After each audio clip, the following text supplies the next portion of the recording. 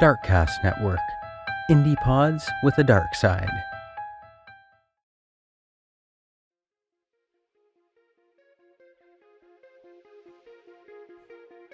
Hey, I'm Gina. And I'm Amber. And we are here to bring you the Weird True Crime Podcast, where we cover true crime cases that will leave you asking yourself, did that really happen? We'll dive into well-known and not-so-known cases throughout history. Some are unsolved and some are just unbelievable. We'll also talk about current news topics that range from kooky to questionable on episodes that we like to call Weird Headlines. Be sure to subscribe and listen on your favorite podcast service.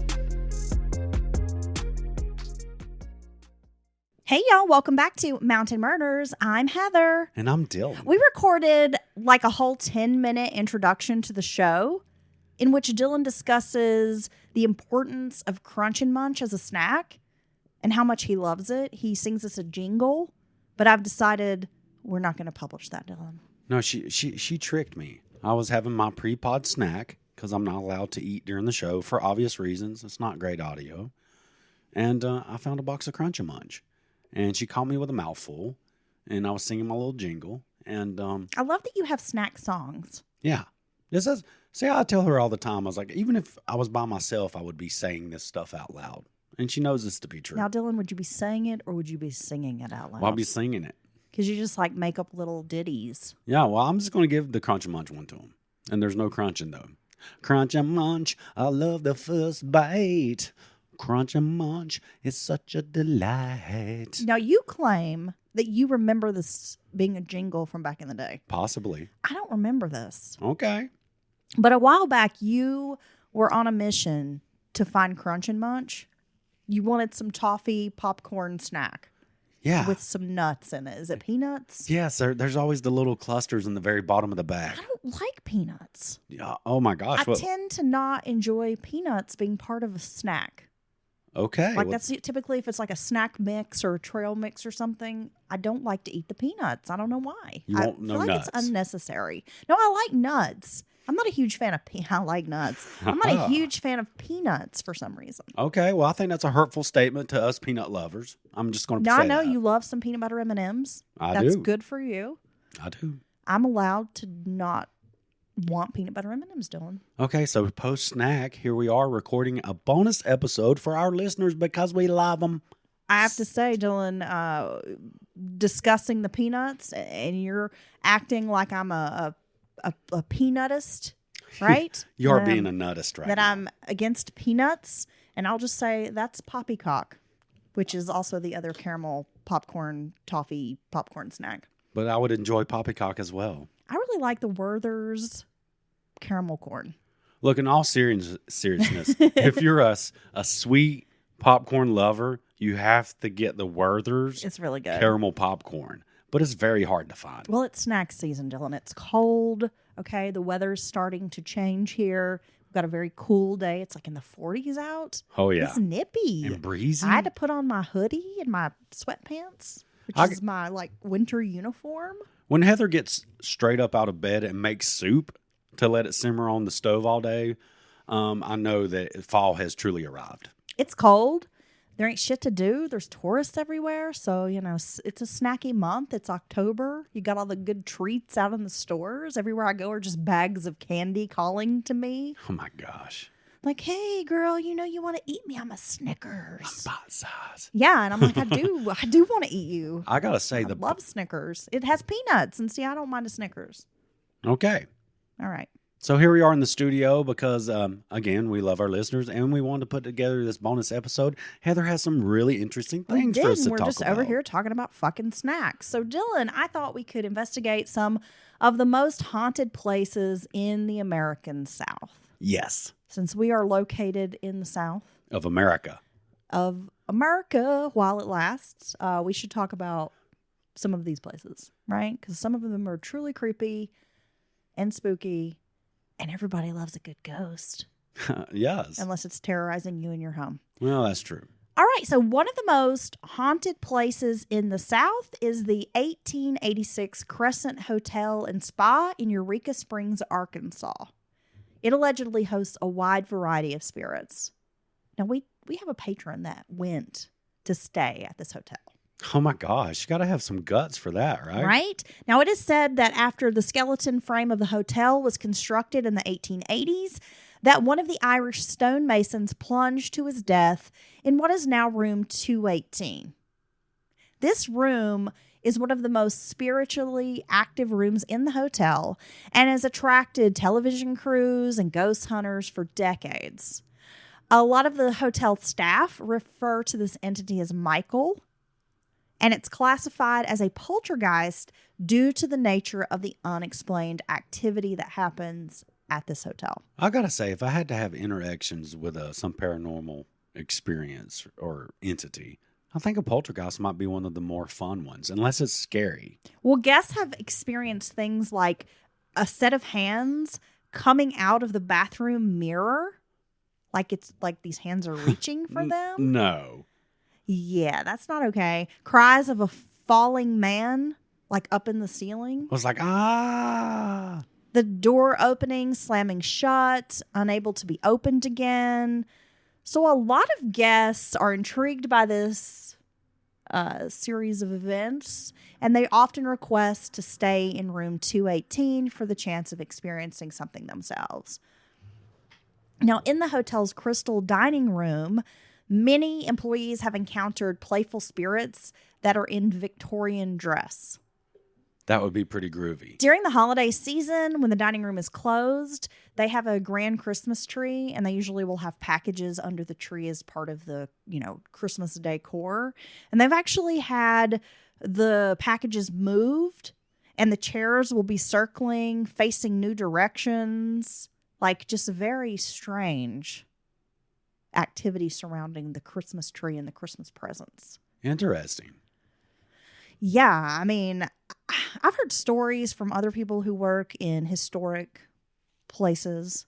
Like, for example, I know someone who worked at the Biltmore Estate, and they do a very elaborate Christmas celebration there. They do. Hundreds of Christmas trees inside the home and around the estate.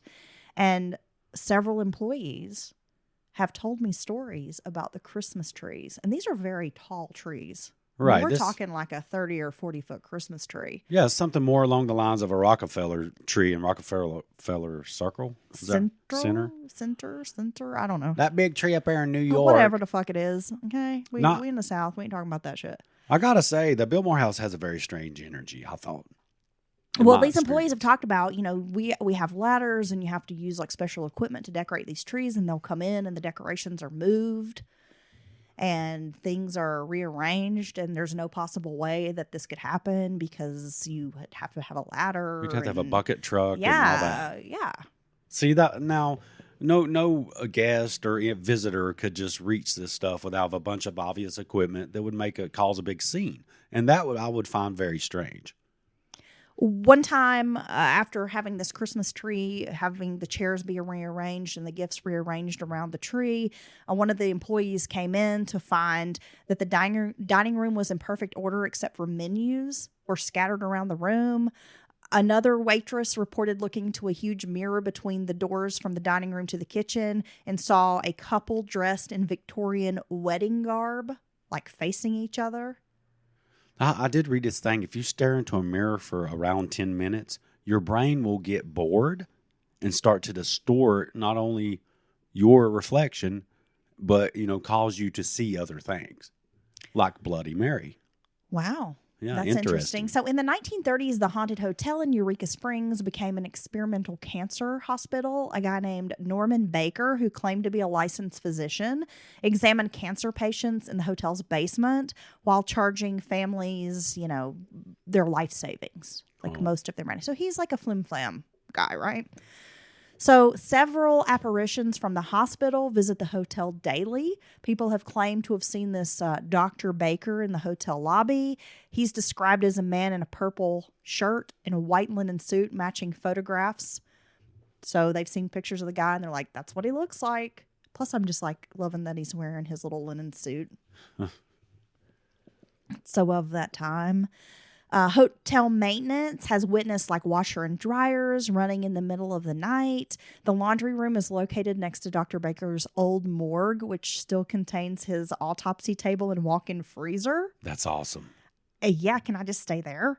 Housekeepers report meeting a woman named Theodora in room 419. She introduces herself as a cancer patient of Dr. Baker's and then vanishes after having a conversation with the staff member, the visitor. So they're portraying it like they don't realize they think it's a real person, maybe. Yeah. And then they have a full-on conversation, then she just vanishes into thin air in front of their eyes. Yeah.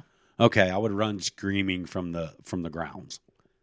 You would? Oh, yeah. I would definitive proof like that, me seeing it in person with my own eyes, would totally freak me out. Well, he wasn't a doctor, turns out. He was just a flim-flam man, and he actually had hundreds of patients die at his hands. So a lot of people point to this fact and say, well, it's kind of no surprise that this hotel could be haunted. Well, yeah, anytime you have suffering and anguish concentrated in a house or a piece of land, I think it creates a strong presence of some sort. Dylan, we're going to talk about another hotel that is haunted, and that is the Marshall House in Savannah, Georgia. Oh, good old Savannah. Now, we love Savannah, and it is nicknamed the most paranormal city in America because it is a hub of haunted happenings. And I believe that. There's a certain energy in Savannah that is not recreated in many other places. No, I would agree. I think maybe someone could point out that maybe New Orleans. Oh, it definitely could be. They definitely have the same energy. I think they're kind of neck and neck. They with really being are. Spooky. But those are like my two favorite places. I would live in either place, right? Just love it there. And if you take a walk down Broughton Street, you're going to come across the elegant and opulent Marshall House, which was built in 1851 by a French cabinet maker named Gabriel Lever. It's a 4-story home. It served as a hospital for the Union Army toward the end of the Civil War and hosted patients through 2 epidemics of yellow fever. So this place has seen many deaths, as you can imagine. So between 1899 and 1957, the home was operated off and on as a hotel.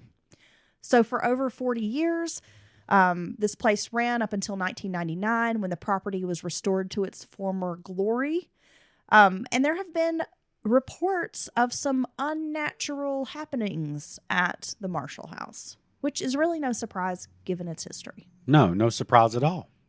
Late at night, there are rumors of children running down the hallways, ghosts spotted in the foyer. Guests have reported that some of the faucets turn off and on by themselves.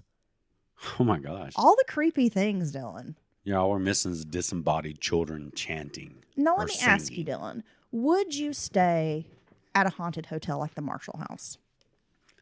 I think I would, just out of pure curiosity. And a lot of times these haunted establishments have a lot of history and are super incredible, interestingly built. So, yeah, I think for many reasons I would stay at a hotel like this. Well, if you ever take one of the local ghost tours, you're going to hear plenty of stories. Likely you will visit the Marshall House on one of these ghost tours. It's been featured several times on the Travel Channel, multiple haunted hotel programs and specials. And it's definitely a place where a lot of ghost hunters want to stay. We went on a ghost tour in Savannah, and I hate to say it, but our guide sucked. Yeah. She did not seem very knowledgeable even on local matters. And she was clueless on any question that anyone in our group asked her about either true crime or any of the establishments. Outside of her script, she didn't have a clue. And it kind of ruined it for us, I must say. Yeah, I have to agree. It wasn't that great, Dylan. Now let's talk about the Malaysia Inn. I'm probably not saying that right. The Malaysia Inn? It's got a G in it. So it's either Malaga or Malaysia. Okay. Inn, right? It's in Alabama, and I know people are probably like, this bitch can't talk. I can't help it. So the Malaysia Inn dates back to 1862 and is located in Mobile, Alabama. The original structure was built as 2 townhouses for the Goldsmith and Frolickstein families. Today, the hotel has gained a reputation as one of the most haunted properties in the country. Many guests have spotted a woman in white pacing the balcony of her room, number 7, along with flickering lights and moving furniture. Okay. Lots of hallmarks of hauntings there, yeah? There's a lot of haunted hotels. Yeah, I know. That's why I was just thinking that very thing, honestly. Mm-hmm. All right, Dylan, our next place that we will be discussing is a haunted hotel in Galveston, Texas. The Hotel Galvez in Galveston seems like an innocent beachfront vacation spot, but locals and staff say there is a long history of paranormal activity. In 1900, Galveston experienced a hurricane that killed between 6,000 to 12,000 people. Oh my gosh. Making it the deadliest natural disaster in U.S. history. Dadgum, that's a lot of people dying from a hurricane. Yeah. 6,000 to 12,000. I mean, that's horrible. Like probably that could be like the population of the town we live in. I mean, that's Yeah, a lot honestly. of people. Yeah, some say the hotel was built atop the graves of thousands of dead hurricane victims, which haunt the hotel to this day. Now, in a situation like that, you're definitely going to have mass graves. There's really just logistically, there's no other way to properly bury that many victims of a natural disaster at one time. You're going to end up with huge holes and equipment and pushing bodies, piles of bodies off into these holes. The Galvez is probably most famous for its ghost bride story, which tells of a woman named Audra who stayed in room 501 while she awaited her fiance's return from sea so they could be married.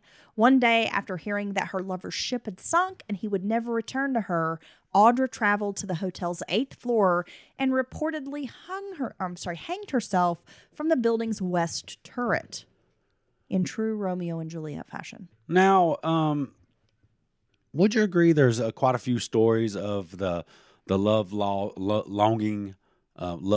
bride? Yes. And why do you think that is? Do you think it's because it's relatable for the average person, or do you think it's kind of romanticized very quickly? I think both. Okay. So a few days later, after this tragedy, her fiance returned and learned of his girl's death. Oh my God! Did he kill himself afterwards too? In true Romeo and Juliet fashion? Well, I don't have that bit of information, Dylan. That is not part of the story. So she got incorrect information, and in her Acted impulsively, which I feel like me and you both might do, and in her sadness, she killed herself. You have no idea. I never do anything impulsive. Okay, I never act impulsively. that's not true. Yeah, no. Next, we're going to talk about the Driscoll Hotel, which is in Austin, Texas. It was opened by a cattle baron named Colonel Jesse Driscoll in 1886. It's located in Austin, Texas, and it's known as one of the most haunted hotels in the nation. Due to some financial problems, Driscoll had to forfeit the hotel, but some say his spirit never left. Although the hotel has been smoke-free for years, guests report smelling cigar smoke, believing to come from Driscoll himself. There's other ghosts that haunt the premises, including a bride and a man who is said to have died in the hotel. They have also been spotted. Yeah. There's also, Dylan, a cursed painting possibly at the Driscoll. Okay. In 1887, U.S. Senator Temple Lee Houston's 4-year-old daughter Samantha died after falling down the hotel's grand staircase. Today, there is a portrait of her that hangs in the hotel, and guests say if you stare at the painting long enough, Samantha will grin back at you. Would that freak you out? What do you think? Yes. Yeah. Yeah, I'm not trying to go there. You're not going to go. Now, would you stay in any of these haunted hotels, Heather? I mean, we've kind of kicked around the idea of doing a little paranormal investigation ourselves. We've done a little bit of very, very low-tech, low-level investigations. We will say things in old Appalachian homes like, you got any haints in there? And but yeah. I don't know. I think I would. And I think Yeah, I mean, I think I would, but I would be a little scared. But I would stay. okay.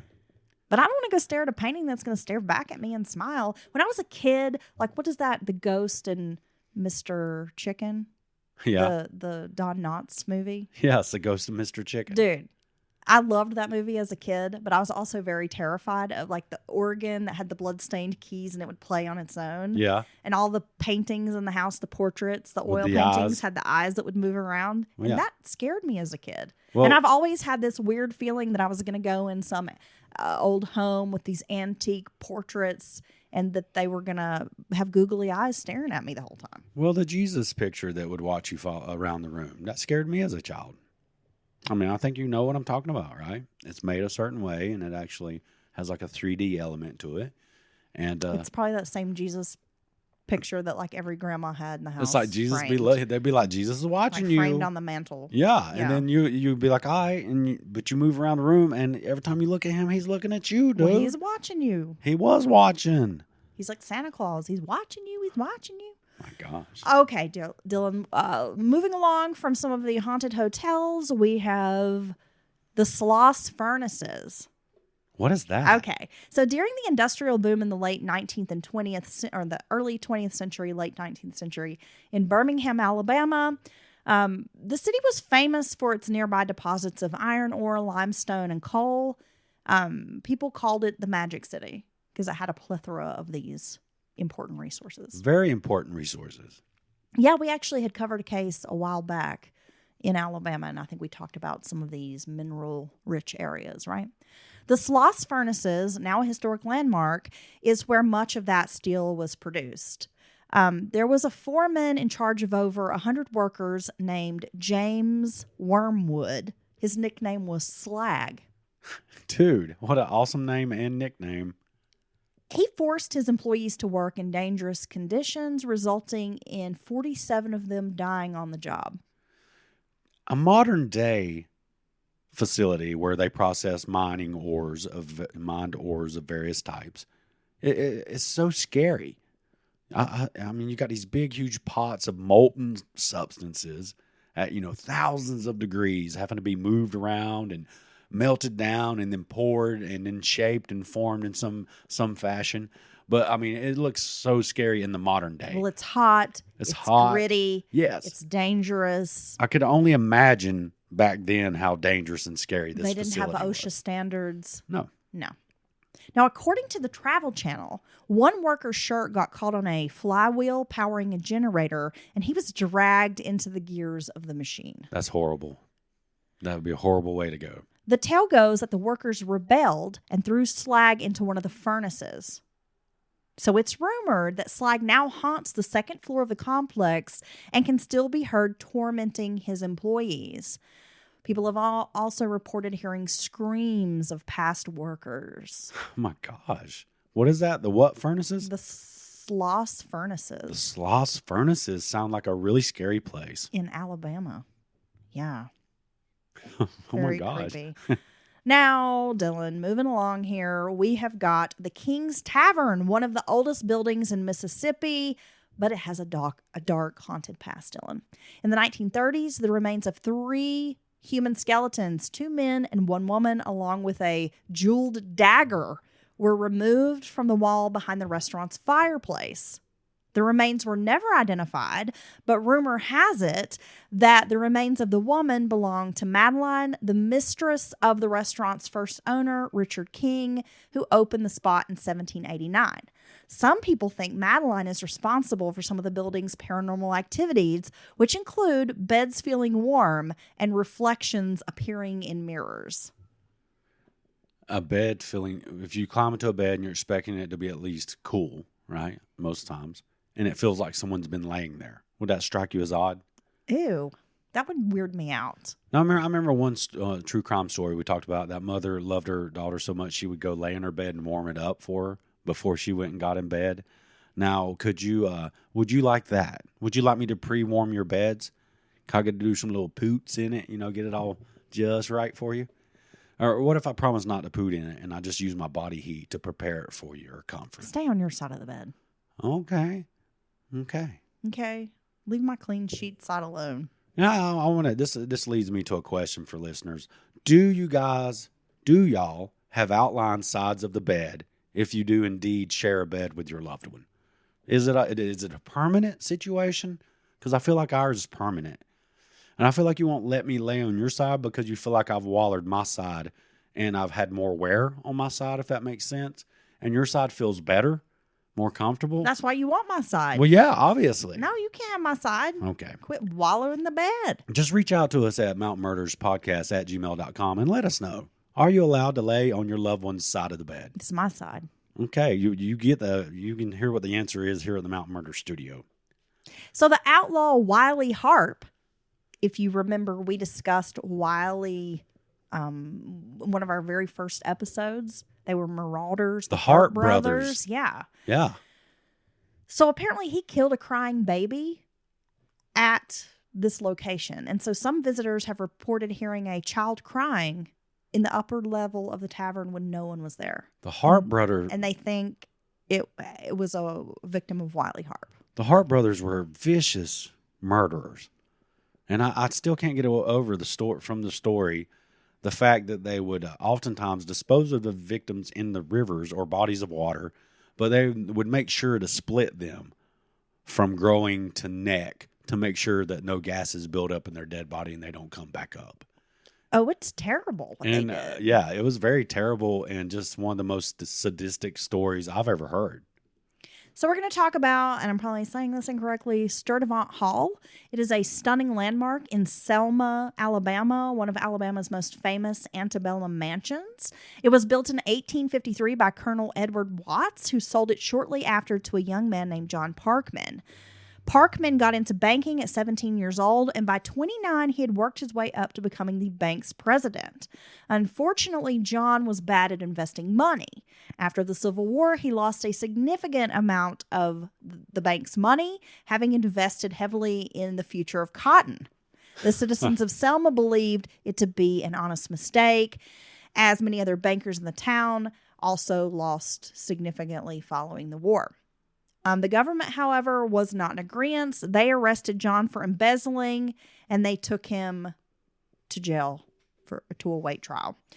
When he was on his way to jail, John Parkman swore that he would never leave his property until his name was cleared. Feeling badly for the banker, the townspeople devised a plot to break him out of jail. They threw a huge Mardi Gras party in front of the jail, and it's also been said that they bribed the jailers and allowed John to escape. As he was about to set foot onto a barge that would take him down the river, one of the jailers shot at him. Some stories say that he was shot and drowned in the river, but others say he jumped in the river to avoid the gunfire. Since his name was never cleared, John's ghost still resides at Sturtevant Hall. Some have said they see a man dressed in a top hat and tails wandering the property. Others have heard heavy footsteps. They see things moving mysteriously without reason, and they've had doors open and close at this mansion. Wow, you can tell this was many, many decades ago, because to hear tell of a banker being arrested over financial matters in the modern day is unheard of. It's a white-collar crime. Yeah, they're not going to arrest the bankers nowadays, even though they ruin tens of thousands of people's lives. No, we'll just give them a bonus and bail them out. Yeah. We're going to talk about another haunted hotel, Dylan. This is the haunted St. James Hotel, built in 1837. It is one of the oldest hotels, actually oldest buildings in Alabama. During the Civil War, soldiers used the St. James as an outpost to discuss strategy.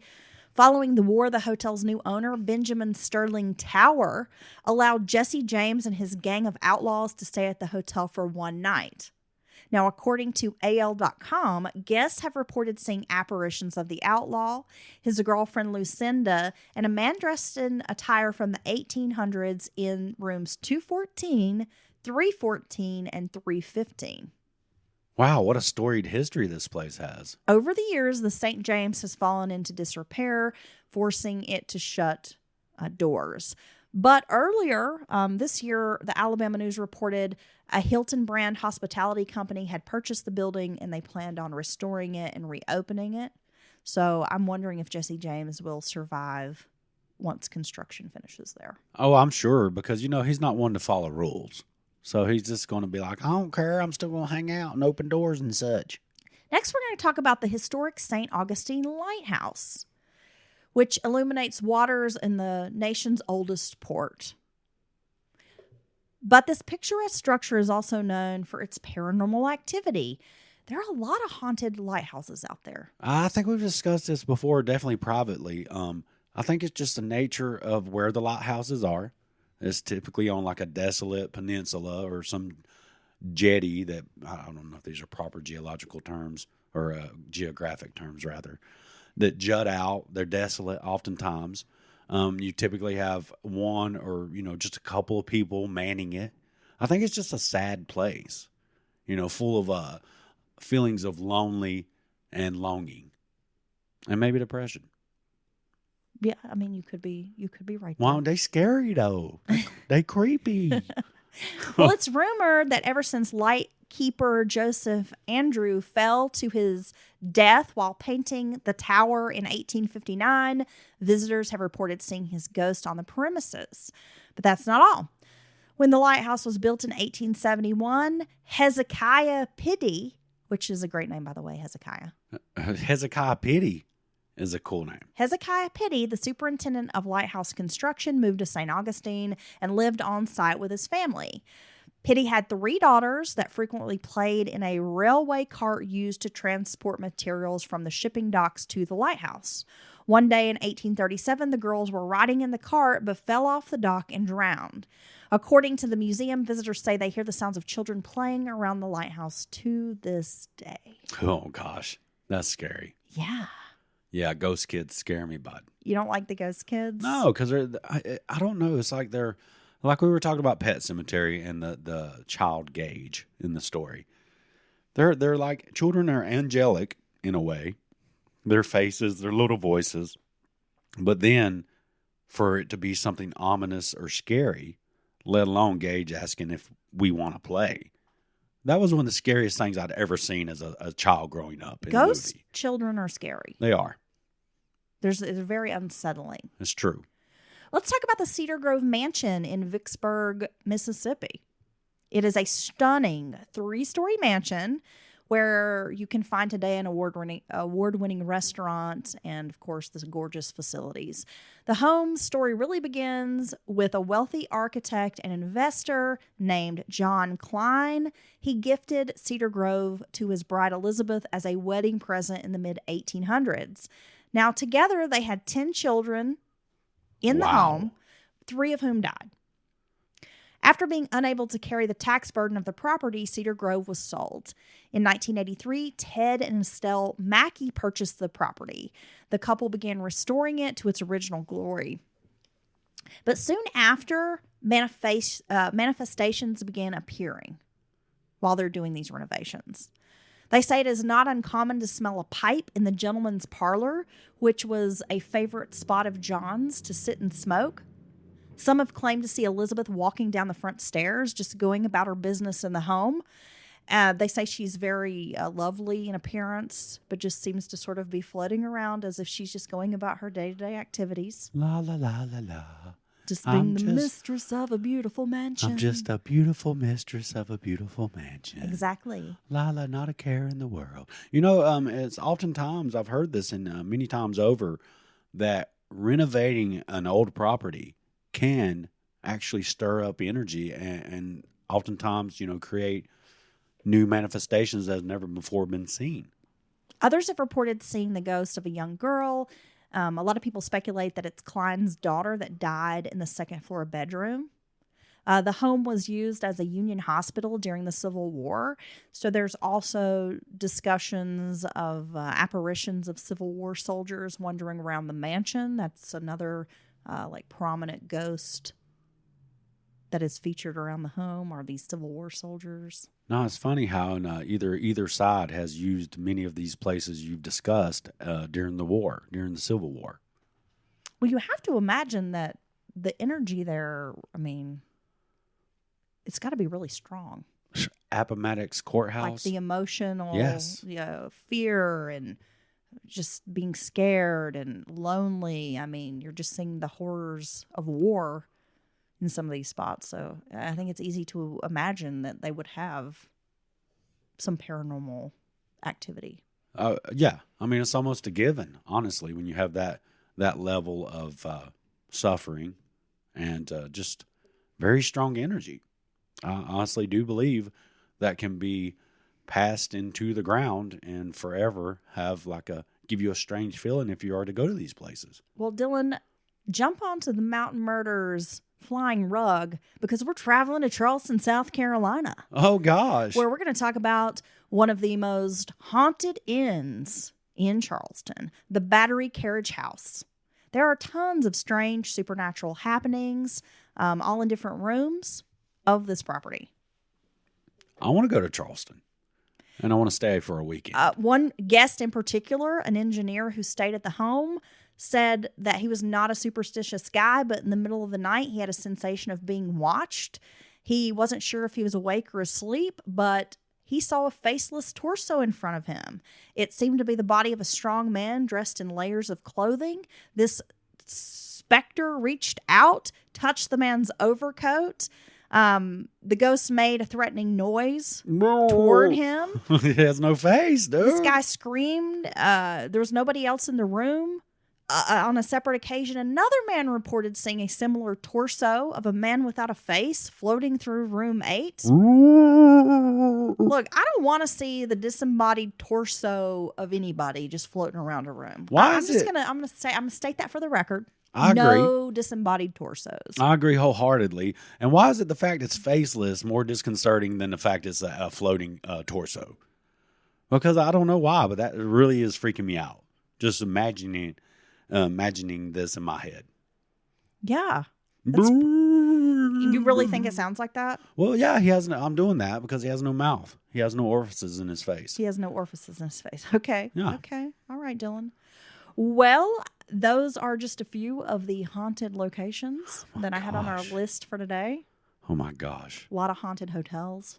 There is a lot of haunted hotels. And some would argue, the skeptics, that they give them this haunted moniker, if you will, to draw in business. And I would think it probably works. That's probably true in some cases. But these ones, almost every one you read on that list has a very long history and a very old history. And a lot of them were tied to some big events in this country. No different than the asylums in our asylum series. Oftentimes they were used by Union and Southern soldiers and Confederate soldiers during the war because they're large facilities and, they have room to bed down horses and soldiers. But do you believe, Heather? It's like the X-Files. Are you a believer? Do you believe in ghosts? Yeah. And the spectral phenomena? Look, there's a lot of shit in this world I can't explain. That's right. And I don't know what causes the things. It's true. Right? Yes. So I'm not going to say there's no way. Okay. There's always a possibility. And I'm a believer. I've had some weird shit happen to me that there's no logical explanation for these things. I've experienced strange things in my life. So I got to say, I don't know what it is that's happening, but something is happening. We use a very small percentage of our brain, right? Yep.